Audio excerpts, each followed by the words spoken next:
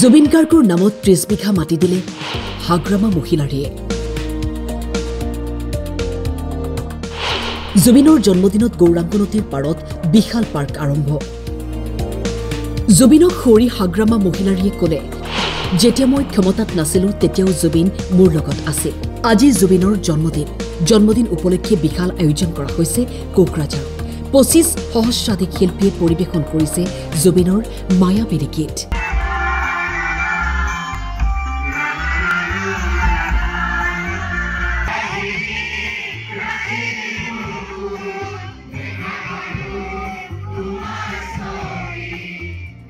বীৰদি বাট নোপোৱা পৰিৱেশ, সকলো জাতি জনগোষ্ঠীৰ লোকে কৰিছে অংশগ্ৰহণ। হাগ্ৰামা মহিলাৰীয়ে জুবিনৰ প্ৰতিচ্ছবিত শ্ৰদ্ধাঞ্জলি জ্ঞাপন কৰাৰ পিছত ৰক্তদান কৰে। ইয়াৰ পিছতেই জুবিন গাৰ্গ উদ্যানৰ আধাৰশিলা স্থাপন কৰি ৰোপণ কৰে নাহৰৰ গছপুলি।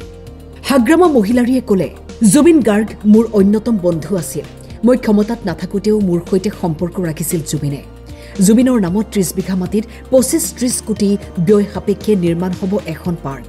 জুবিন গাৰ্গে পঢ়া স্কুলখনৰ আন্তঃগাঁথনিও কৰা হ'ব উন্নয়ন।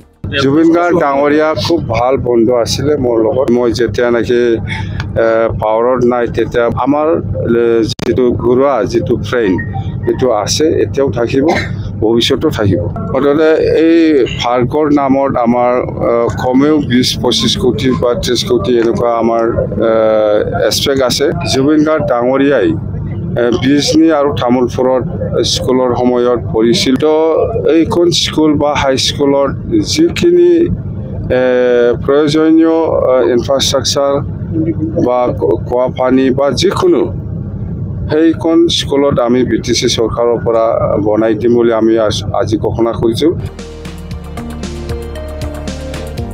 কোকৰাঝাৰৰ পৰা ধনঞ্জয় নাথৰ ৰিপৰ্ট, টাইম 8।